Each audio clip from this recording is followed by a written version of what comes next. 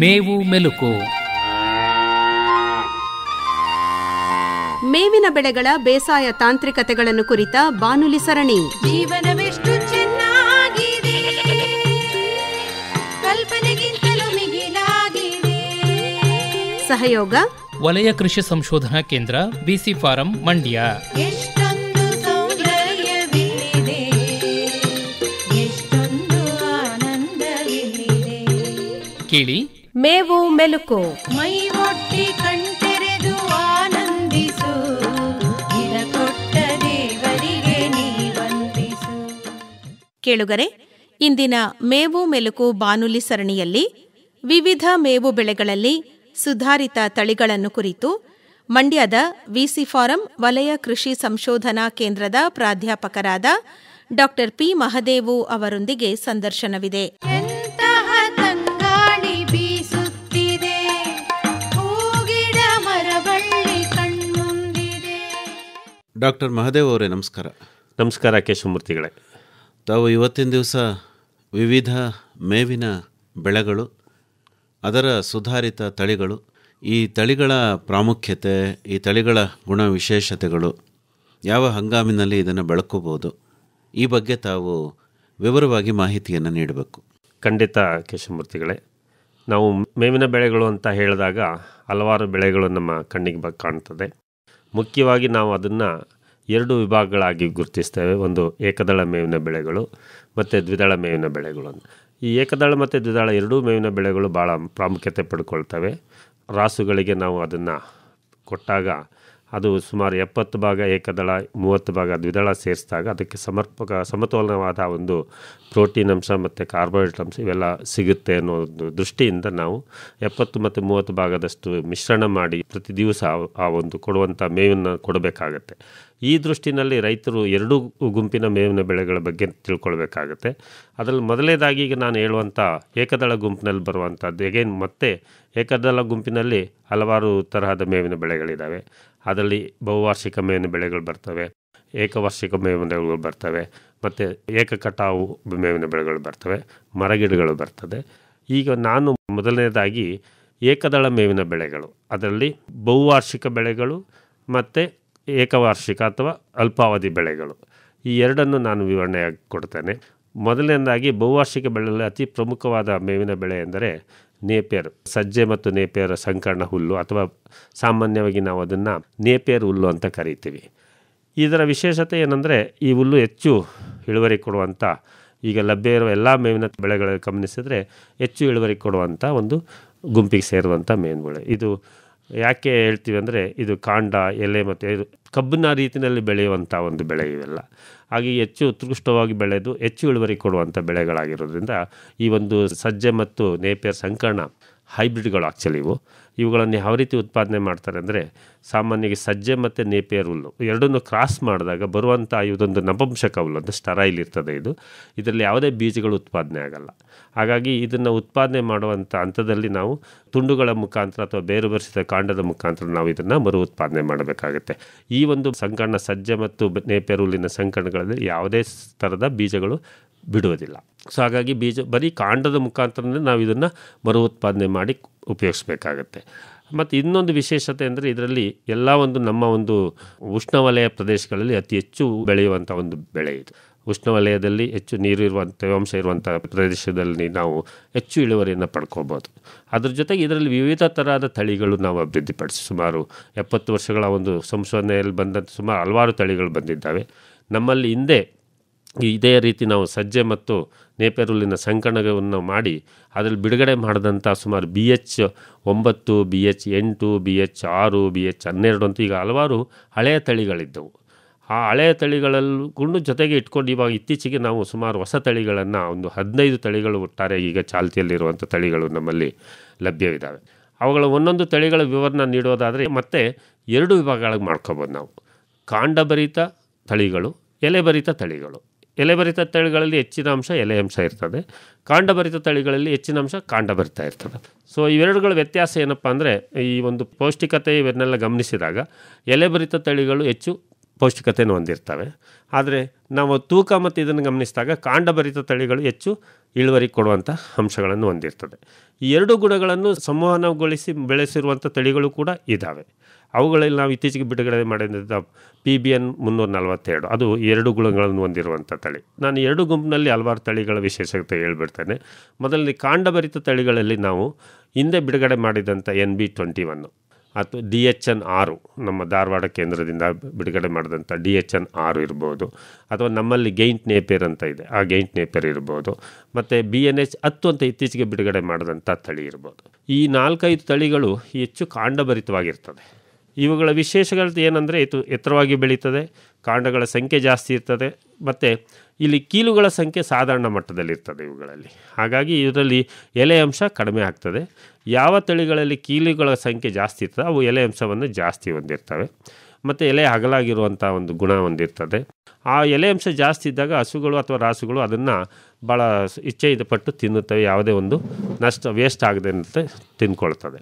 ಇದು ಒಂದು. ಈ ಗುಂಪಿನಲ್ಲಿ ಬರುವಂಥ ಎಲೆಭರಿತ ಗುಂಪುಗಳಲ್ಲಿ ಯಾವ್ಯಾವ್ದು ಬರ್ತದಪ್ಪ ಅಂದರೆ, ಈಗ ನಮ್ಮ ಕೊಯಮತ್ತೂರು ಸಂಶೋಧನಾ ಕೇಂದ್ರಗಳಿಂದ ಕೊಯಮತ್ತೂರಿನ ಬಿಡುಗಡೆ ಮಾಡ್ತಾ CO3, CO4, CO5, CO6 ಇವೆಲ್ಲ ಎಲೆಭರಿತ ತಳಿಗಳು. ಅದ್ರ ಜೊತೆಗೆ ನಮ್ಮಲ್ಲಿ ಬಿಡುಗಡೆ ಮಾಡಿದಂಥ PBN 342 ಅದು ಎಲೆಭರಿತ ತಳಿ. ಇನ್ನೊಂದು ಸುಗುಣ ಅಂತ ಬಿಡುಗಡೆ ಮಾಡಿದೆ ನಮ್ಮ ಕೇರಳ ಒಂದು ರಾಜ್ಯದಲ್ಲಿ, ಅದು ಕೂಡ ಎಲೆಭರಿತ ತಳಿ. ಈ ಎಲೆಭರಿತ ತಳಿಗಳ ಜೊತೆಗೆ ನಮ್ಮಲ್ಲಿ ಇನ್ನೂ ಒಂದು ಗುಂಪಿನ ತಳಿಗಳು ನಾವು ಕಾಣ್ತೇವೆ. ನಮ್ಮಲ್ಲೇ ಬಿಡುಗಡೆ ಮಾಡಿದಂಥ BH 9 ತಳಿ, ಇದು ಇನ್ನೊಂದು ವಿಶೇಷತೆಯನ್ನು ಹೊಂದಿದೆ. ಇದೇನಪ್ಪ ಅಂದರೆ, ಇದು ಕಾಂಡದಲ್ಲಿ ಹೆಚ್ಚಿನ ಸಕ್ಕರೆ ಅಂಶ ಇರೋದರಿಂದ ಇದನ್ನು ನಾವು ಸೈಲೇಜ್ ಮಾಡೋದಕ್ಕೂ ಕೂಡ ಯೋಗ್ಯವಾದ ತಳಿ, ಸೂಕ್ತವಾದ ತಳಿ ಅಂತ ಇದೊಂದನ್ನೇ ನಾವು ಕರೆಯಬಹುದು. ಬೇರೆ ಎಲ್ಲ ತಳಿಗಳೇ ಅದೊಂದು ಕಾಂಡದಲ್ಲಿ ಸಕ್ಕರೆ ಅಂಶ ಕಡಿಮೆ ಇರ್ತದೆ. ಆದರೆ ನಮ್ಮಲ್ಲಿ ಬಿಡುಗಡೆ ಮಾಡಿದಂಥ BH 9 ತಳಿ ಅದನ್ನು ಗುರುತಿಸೋದು ಹೇಗಪ್ಪ ಅಂದರೆ, ಪರ್ಪಲ್ ಕಣ್ಣು ಬಣ್ಣದ ಕಾಂಡ ಇರ್ತದೆ, ಎಲೆ ಹಸಿರಾಗಿರ್ತದೆ. ಈ ಒಂದು ಗುರುತಿಸುವಿಕೆಯಿಂದ ನಾವು ಅದನ್ನು ಗುರುತಿಸ್ಬೋದು. ಮತ್ತು ಅದನ್ನು ನಾವು ಕಟಾವು ಮಾಡಿದಾಗ ರಸಭರಿತವಾದ ಒಂದು ಕಾಂಡ ಇರ್ತದೆ. ಇದನ್ನು ಹೆಚ್ಚು ಇಷ್ಟಪಟ್ಟು ಈ ರಾಸುಗಳು ತಿಂತವೆ ಅದನ್ನು. ಸೊ ಈ ದೃಷ್ಟಿಯಿಂದ ನಾವು ಇದನ್ನು ಸೈಲೇಜ್ ಮಾಡೋದಕ್ಕೂ ಉಪಯೋಗಿಸ್ಬೋದು, ಮತ್ತು ಹಸಿರು ಮೇವಾಗಿಯೂ ಕೂಡ ಉಪಯೋಗಿಸ್ಬೋದು ಈ ಒಂದು ತಳಿಯನ್ನು. ಇದು ನಮ್ಮಲ್ಲೂ ಕೂಡ ಲಭ್ಯ ಇದೆ ಇದರ ಒಂದು ಕಾಂಡಗಳು. ಇದ್ರ ಜೊತೆಗೆ ಇನ್ನೊಂದು BH 18 ಅಂತ ನಾವು ಹಿಂದೆ ಬಿಡುಗಡೆ ಮಾಡಿದಂಥದ್ದು ಸಣ್ಣ ಕಾಂಡದ ತಳಿ. ಇದು ಸಣ್ಣ ಕಾಂಡದ ತಳಿ ಆಗಿರೋದು ಏನಕ್ಕೆ ಉಪಯೋಗ ಆಗ್ತದೆ ಅಂದರೆ, ಹಲವಾರು ಸಣ್ಣ ಕಾಂಡ ತಳಿಗಳು ಈ ಕುರಿ ಮೇಕೆಗಳಿಗೆ ಸೂಕ್ತವಾಗಿರ್ತದೆ. ದಪ್ಪ ಕಾಂಡದಿದ್ದರೆ ಕುರಿ ಮೇಕೆಗಳು ತಿನ್ನೋದಿಲ್ಲ ಅದನ್ನು ಸಲೀಸಾಗಿ. ಅದಕ್ಕಾಗಿ ಸಣ್ಣ ಕಾಂಡದ ತಳಿಗಳನ್ನು ನಾವು ಹೆಚ್ಚು ಕೀಲುಭರಿತ ತಳಿಗಳನ್ನು ನಾವು ಕುರಿ ಮೇಕೆಗೆ ನಾವು ಶಿಫಾರಸು ಮಾಡ್ತೇವೆ. ಅದರಲ್ಲಿ ಶಿಫಾರಸು ಮಾಡೋದಕ್ಕೆ ಮೊದಲನೇದಾಗಿ BH 18 ಈ ತಳಿನ ನಾವು ಬೆಳಿಬೋದು. ಅದೇ ರೀತಿ ಈಗ ನಮ್ಮಲ್ಲಿ ಸುಮಾರು ಕುಬ್ಜವಾಗಿ ಬೆಳೆಯುವಂಥ ಹೆಚ್ಚು ಕೀಲುಗಳಿರುವಂಥ ಸುಮಾರು ತಳಿಗಳಿದ್ದಾವೆ. ಅದರಲ್ಲಿ ನಾವು ಇನ್ನೂ ಅದಕ್ಕೆ ಸಂಶೋಧನೆ ಮಾಡ್ತಾನೆ ಇದ್ದೀವಿ. ಇತ್ತೀಚೆಗೆ ಮಾರುಕಟ್ಟೆಯಲ್ಲಿ ಲಭ್ಯ ಇರುವಂಥ ಸುಮಾರು ಆಸ್ಟ್ರೇಲಿಯನ್ ನೇಪಿಯರ್ ಅಂತ ಕರೀತಾರೆ. ಅದು ಕೂಡ ಹೆಚ್ಚು ಕೀಲುಗಳುಳ್ಳ ಮತ್ತು ಸಾಮಾನ್ಯ ಅಂತರದ ಎತ್ತರದಲ್ಲಿ ಬೆಳೆಯುವಂಥ ತಳಿ. ಅದು ಕೂಡ ಅದನ್ನು ನಾವು ಕೀಲು ಭರಿತ ಜಾಸ್ತಿ ಇರೋದರಿಂದ ಅದನ್ನು ಕುರಿ ಮೇಕೆಗಳಿಗೆ ನಾವು ಹೆಚ್ಚು ಸೂಕ್ತವೆಂದು ನಿರ್ಧರಿಸಬಹುದು. ಸೊ ಇವಿಷ್ಟು ತಳಿಗಳು ಸುಮಾರು 15 ತಳಿಗಳು. ಅದರಲ್ಲಿ ಇನ್ನೊಂದು ತಳಿ ನಮ್ಮಲ್ಲಿ ಗೈಂಟ್ ನೇಪಿಯರ್ ಅಂತ ಇದೆ. ಅದು ಹೆಚ್ಚು ಕಡಿಮೆ ಒಂದು ಕಬ್ಬಿಗೆ ಹೋಲಿಕೆ ಬೆಳೆಯುವಂಥ ತಳಿ. ಎತ್ತರವಾಗಿ ಬೆಳೆಯೋದು, ಕಾಂಡವೂ ದಪ್ಪ ಇರ್ತದೆ, ಎಲೆಯೂ ದಪ್ಪ ಇರ್ತದೆ. ಮತ್ತು ಆ ಒಂದು ಈ ಹೂ ಬಿಡುವ ಅಂಶಗಳನ್ನು ನಾವು ಇಲ್ಲಿ ಗಮನಿಸಿದಾಗ ಕೆಲವು ಹೆಚ್ಚು ಹೂ ಬಿಡುವ ಅಂಶಗಳಿದೆ, ಕೆಲವು ಕಡಿಮೆ ಹೂ ಬಿಡುವ ಅಂಶ ಇದೆ. ಈಗ ನಮ್ಮಲ್ಲಿ DHN 6 ಅಂತ ಹೇಳಿದೆ, DHN 6 ಇರ್ಬೋದು, BNH 10 ಇರ್ಬೋದು, ಇವೆಲ್ಲ ಹೂಗಳನ್ನು ಜಾಸ್ತಿ ಬಿಡುವಂಥ ತಳಿಗಳು. ಇವು ಜಾಸ್ತಿ ನಮಗೆ ಸಾಧಾರಣ ಮಟ್ಟ ಅಥವಾ ಕಡಿಮೆ ವಿರಳವಾಗಿ ಹೂ ಬಿಟ್ಟರೆ ಅದು ಒಳ್ಳೆಯ ತಳಿ ಎಂದು ನಾವು ಗುರುತಿಸ್ತೀವಿ. ಹೂ ಬಿಟ್ಟಾಗ ಆ ಒಂದು ಮೇವಿನ ಗುಣಲಕ್ಷಣಗಳು ಕಡಿಮೆಗೊಳ್ಳುತ್ತಾ ಹೋಗ್ತಾ ಇರ್ತವೆ ಹೂ ಬಿಟ್ಟ ಸಂದರ್ಭದಲ್ಲಿ. ಹೂ ಕಡಿಮೆ ಇದ್ದಷ್ಟು ಒಳ್ಳೆಯದು. ಸೊ ಈ ದೃಷ್ಟಿನಲ್ಲಿ ಈಗ ನಾವು ಲಭ್ಯ ಇರುವ ಇನ್ನೊಂದು ಮಾರುಕಟ್ಟೆಯಲ್ಲಿ ಲಭ್ಯ ಇರುವ ಸೂಪರ್ ನೇಪಿಯರ್ ಅಂತ ತಳಿ ಕೂಡ ಇದು. ಇದರ ಒಂದು ಕಾಂಡವು ಕೂಡ ಮೃದುವಾಗಿದೆ, ಎಲೆ ಮತ್ತು ಕಾಂಡದಲ್ಲಿ ಯಾವುದೇ ಒಂದು ಸೋಂಕಿಲ್ಲ, ತಿನ್ನುವ ರಾಸುಗಳು ಇಷ್ಟಪಡ್ತವೆ. ಇದರ ಜೊತೆಗೆ ನಮ್ಮಲ್ಲಿ ಬಿಡುಗಡೆ ಮಾಡಿರುವಂಥ ಈ ಒಂದು BNH 10, PBN 342, DHN 6 ಮತ್ತು NB21 ಕಾಂಡ ಭಾಳ ಗಟ್ಟಿಯಾದ ಕಾಂಡ. ಅದರಲ್ಲಿ ಸೋಂಕು ಇರ್ತದೆ. ನಮ್ಮ ಕೈಯನ್ನೇ ನಮ್ಮ ಬೆರಳುಗಳನ್ನು ಕುಯ್ಯುವಂಥವಷ್ಟು ಅದು ರಫ್ ಆಗಿರ್ತದೆ ಎಲೆ. ಹಾಗಾಗಿ ಅದನ್ನು ಇಷ್ಟಪಡೋದಿಲ್ಲ. ಸೊ ಹಾಗಾಗಿ ಹಿಂದಿನ ತಳಿಗಳಿಗೆ ಹೋಲಿಕೆ ಮಾಡಿದ್ರೆ ಈಗಿನ ತಳಿಗಳು ಹೆಚ್ಚು ರೀತಿಯಲ್ಲಿ ಅದು ಗುಣಮಟ್ಟದಲ್ಲಿ ಉತ್ತಮವಾದ ಒಂದು ಅಂಶಗಳನ್ನು ಹೊಂದಿರ್ತವೆ ಮತ್ತು ಹೆಚ್ಚು ಪೋಷಕಾಂಶಗಳನ್ನು ಲಭ್ಯತೆಯಲ್ಲೂ ಕೂಡ ಜಾಸ್ತಿ ಇರುತ್ತೆ. ಅದನ್ನು ಇವಿಷ್ಟು ಅಂಶಗಳನ್ನು ಗಮನಿಸಿದಾಗ ನಾವು ರೈತರು ಇತ್ತೀಚಿನ ತಳಿಗಳನ್ನು ಆಯ್ಕೆ ಮಾಡ್ಕೋಬೇಕು. ಸೊ ಈ ಒಂದು 15 ತಳಿಗಳು ನಮ್ಮಲ್ಲಿ ಆ ಒಂದು ಪ್ರಾತ್ಯಕ್ಷತೆಯಲ್ಲಿ ಮಾಡಿದ್ದೀವಿ. ಅದನ್ನು ಮರು ಉತ್ಪಾದನೆ ಮಾಡೋಕ್ಕೂ ಕೂಡ ನಾವು ವ್ಯವಸ್ಥೆ ಮಾಡ್ಕೊಂಡಿದ್ದೀವಿ. ರೈತರಿಗೆ ಬೇಕು ಅನ್ನೋಂಥ ರೈತರಿಗೆ ನಮ್ಮ ಕೃಷಿ ವಿಶ್ವವಿದ್ಯಾಲಯದ ಎಲ್ಲ ಕೇಂದ್ರಗಳಲ್ಲಿ, ಸಂಶೋಧನಾ ಕೇಂದ್ರಗಳು ಮತ್ತು ಕೃಷಿ ವಿಜ್ಞಾನ ಕೇಂದ್ರಗಳಲ್ಲಿ ಇದರ ಕಾಂಡ ಭರಿತ ತಳಿಗಳನ್ನು ನಾವು ಅಲ್ಲಿ ಕೊಡುವಂಥ ವ್ಯವಸ್ಥೆನೂ ಕೂಡ ಮಾಡಿದ್ದೀವಿ ರೈತರಿಗೆ. ಇದು ಇನ್ನೊಂದು ಇದನ್ನು ಒಂದು ವಿಶೇಷಗಳೇನೆಂದರೆ, ನಾವು ಇದನ್ನು ವರ್ಷದ ಎಲ್ಲ ಕಾಲದಲ್ಲೂ ಬೆಳ್ಕೊಬೋದು. ಈ ತಳಿಗಳು ಸುಮಾರು 50ರಿಂದ 55 ದಿವಸಕ್ಕೆ ಕಟಾವು ಮಾಡ್ಬೋದು. ನಾವು ಒಂದೊಂದು ಸುಮಾರು ವರ್ಷಕ್ಕೆ ಇಲ್ಲಾಂದ್ರೆ 6ರಿಂದ 7 ಕಟಾವು ನಾವು ಇದನ್ನು ಮಾಡಿಸ್ಕೋಬೋದು. ಹಾಗಾಗಿ ಇದು ಒಂದು 6ರಿಂದ 7 ಕಟಾವು ಮಾಡಿದ್ರೆ ನಮಗೆ ಇಲ್ಲ ಅಂದರೂ ಪ್ರತಿ ಕಟಾವಿಗೆ ನಾವು ಒಂದು 15ರಿಂದ 20 ಟನ್ನು ಮಾಡಿಸ್ಕೊಂಡ್ರೆ ಸುಮಾರು 70ರಿಂದ 80 ಟನ್ನು ತನಕ ನಾವು ಇದನ್ನು ಇಳುವರಿ ತೆಗಿಬೋದು ಒಂದು ಎಕರೆಗೆ. ಸೊ ಇದು ಇದರ ಒಂದು ವಿಶೇಷಗಳು. ಅದರಲ್ಲಿ ಎಲೆಭರಿತ ತಳಿಗಳಲ್ಲಿ ಸ್ವಲ್ಪ ಇಳುವರಿ ಕಡಿಮೆ ಇರ್ತದೆ, ಆದರೆ ಅದು ಹೆಚ್ಚು ಪೌಷ್ಟಿಕವಾಗಿರ್ತದೆ. ಹಾಗಾಗಿ ರೈತರು 2 ರೀತಿಯ ತಳಿಗಳನ್ನು ಆಯ್ಕೆ ಮಾಡ್ಕೋಬೋದು. ನಾವು ಇದರಲ್ಲಿ ಇನ್ನೊಂದು ಅಂಶಗಳನ್ನು ನಾವು ಇದರಲ್ಲಿ ಗಮನಿಸಿದ್ದೀವಿ. BNH 10 ಅನ್ನೋ ತಳಿ ಇವನ್ನು ಬರವನ್ನು ತಡ್ಕೊಳ್ಳುವಂಥ ತಳಿ. ಉಳಿದ ಎಲ್ಲ ತಳಿಗಳನ್ನ ನಾವು ನೇಪಿಯರ್ ಹುಲ್ಲಿನ ತಳಿಗಳನ್ನು ಬೆಳಿಬೇಕು ಅಂದರೆ ನಮ್ಮಲ್ಲಿ ಸದೃಷ್ಟವಾಗಿ ನೀರಿನ ಲಭ್ಯತೆ ಚೆನ್ನಾಗಿರಬೇಕು. ಇವು ನೀರಿನ ಕೊರತೆಯನ್ನು ತಡ್ಕೊಳ್ಳಲ್ಲ. ಅವುಗಳಲ್ಲಿ ಅವುಗಳೆಲ್ಲದರಲ್ಲೂ ತಡ್ಕೊಳ್ಳುವಂಥ ಒಂದು ಶಕ್ತಿ ಇರೋದಂದರೆ BNH 10. ಎಲ್ಲಿ ಕಡಿಮೆ ಮಳೆ ಆಶ್ರಿತ ಅಥವಾ ಕಡಿಮೆ ನೀರಿನ ಲಭ್ಯತೆ ಇರ್ತದೆ ಅಂಥ ಕಡೆ ಈ ಒಂದು ತಳಿಯನ್ನು ಬೆಳೀಬೋದು. ಸೊ ಇದು ಇಲ್ಲಿ ಈ ತನಕ ನಾನೇನು ಹೇಳಿದೆ, ಈ ಒಂದು 10ರಿಂದ 15 ತಳಿಗಳನ್ನು ಇವು ಸಜ್ಜೆ ಮತ್ತು ನೇಪಿಯರ್ ಹುಲ್ಲಿನ ಸಂಕಣ ತಳಿಗಳು ಅಥವಾ BNH 10 ಅಂತ ಹೇಳ್ತೀವಿ. ಸಾಮಾನ್ಯವಾಗಿ ನೇಪಿಯರ್ ಹುಲ್ಲುಗಳ ತಳಿಗಳು ನಮ್ಮಲ್ಲಿ ಲಭ್ಯ ಇರುವಂಥದ್ದು. ಇದರ ನಂತರ ನಮಗೆ ಸಿಗುವಂಥ ಇನ್ನೊಂದು ಉತ್ತಮವಾದ ಬೆಳೆ ಅಂದರೆ ಗಿನ್ನಿ ಹುಲ್ಲು. ಗಿನ್ನಿ ಹುಲ್ಲಿನ ಸುಮಾರು 6-7 ತಳಿಗಳನ್ನು ನಾವು ಇಲ್ಲಿ ಅಭಿವೃದ್ಧಿಪಡಿಸಿ ಅವನ್ನು ಮಾರುಕಟ್ಟೆಯಲ್ಲಿದ್ದಾವೆ.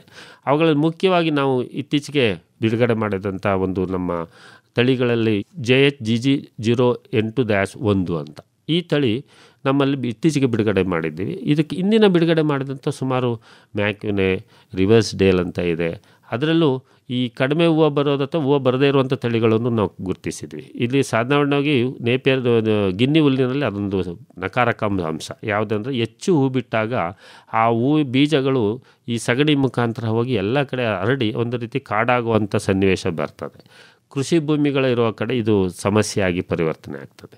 ಆ ದೃಷ್ಟಿಯಿಂದ ನಾವೇನು ಮಾಡಿದ್ದೀವಿ, ಹೂವು ಬಾರದಿರುವಂಥ ಒಂದು ತಳಿಗಳನ್ನು ಇದರಲ್ಲಿ ಅಭಿವೃದ್ಧಿಪಡಿಸುವ ದಿಕ್ಕಿನಲ್ಲಿ ಒಂದು ಹೊಸ ತಳಿಯನ್ನು ಗಿನ್ನಿ ಮ್ಯೂಟೆಂಟ್ ತಳಿ ಅಂತ, ಮಂಡ್ಯ ಗಿನ್ನಿ ಮ್ಯೂಟೆಂಟ್ ತಳಿ ಅಂತ ಅದನ್ನು ಕೂಡ ನಾವು ಇವತ್ತು ಬಿಡುಗಡೆಗೆ ತಯಾರು ಮಾಡಿಕೊಂಡು ಈಗ ಕ್ಷೇತ್ರ ಮಟ್ಟದಲ್ಲಿ ಅವನ್ನ ಪ್ರಯೋಗಗಳನ್ನು ಯಶಸ್ವಿಯಾಗಿ ಹಾಕ್ಕೊಂಡಿದ್ದೇವೆ.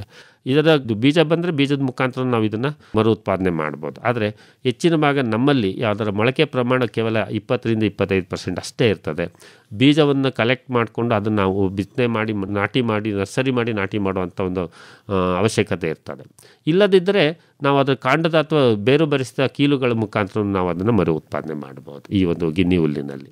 ಈ ಗಿನ್ನಿ ಹುಲ್ಲಿನ ವಿಶೇಷ ಏನಂದರೆ, ಇದು ಸ್ವಲ್ಪ ನೆರಳನ್ನು ತಡ್ಕೊಂಡು ಬೆಳೆಯುವಂಥ ಬೆಳೆ. ಇದು ಎಲ್ಲಿ ನೆರಳಿರ್ತದೆ ನೆರಳನ್ನು, ಈಗ ನೇಪಿಯರ್ ಹುಲ್ಲಾದರೆ ನೆರಳು ತಡ್ಕೊಳ್ಳೋ, ಆದರೂ ನಮ್ಮ ರೈತರು ಈಗ ತೆಂಗಿನ ತೋಟಗಳಲ್ಲಿ ಅಲ್ಲೆಲ್ಲ ಬೆಳೀತಾರೆ.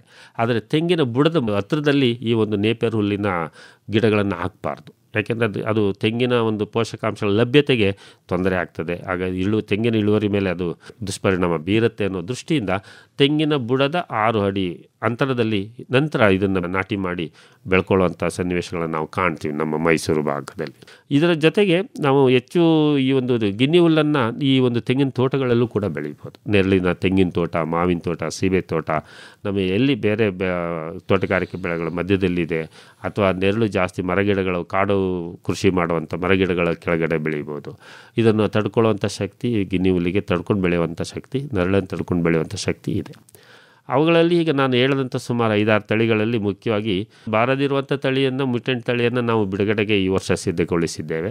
ಇನ್ನು ಬಿಡುಗಡೆ ಮಾಡಿರುವಂಥ JHGG 08 ಅದು ಹೆಚ್ಚು ಬೀಜ ಉತ್ಪಾದನೆ ಚೆನ್ನಾಗಿದೆ. ಅದರಲ್ಲಿ ಮರು ಉತ್ಪಾದನೆಗೆ ಉತ್ತಮವಾಗಿದೆ. ಆದರೆ ಮೇವಿನ ಗುಣಮಟ್ಟ ಗಮನಿಸಿದಾಗ ಹೂವು ಹೆಚ್ಚಾದಷ್ಟು ಗುಣಮಟ್ಟ ಕಡಿಮೆ ಆಗುತ್ತೆ. ಈ ದೃಷ್ಟಿನಲ್ಲಿ ನಾವು ಆ ಒಂದು JH08-1ಕ್ಕಿಂತ ನಮ್ಮ ಇತ್ತೀಚೆಗೆ ನಾನು ಗುರುತಿಸಿರುವಂಥ ಮ್ಯೂಟೆಂಟ್ ಗಿನ್ನಿ ಅಂತ ಏನು ಹೇಳ್ತೀವಿ, ಮಂಡ್ಯ ಮ್ಯೂಟೆಂಟ್ ಗಿನ್ನಿ, ಅದನ್ನು ನಾವು ಉಪಯೋಗಿಸ್ಬೋದು. ಯಾವುದೇ ಒಂದು ಹೂವು ಬರೋದಿಲ್ಲ, ಮತ್ತು ಸಾಧಾರಣ ಅದು ಭಾಳ ಮೃದುವಾದ ಎಲೆಗಳು, ಹೆಚ್ಚಿನ ಎಲೆ ಕೀಲುಗಳು ಹೊಂದಿರೋದ್ರಿಂದ ಈ ಒಂದು ಕುರಿ ಮೇಕೆಗಳಿಗೆ ಇದು ಸೂಕ್ತವಾದ ಬೆಳೆ.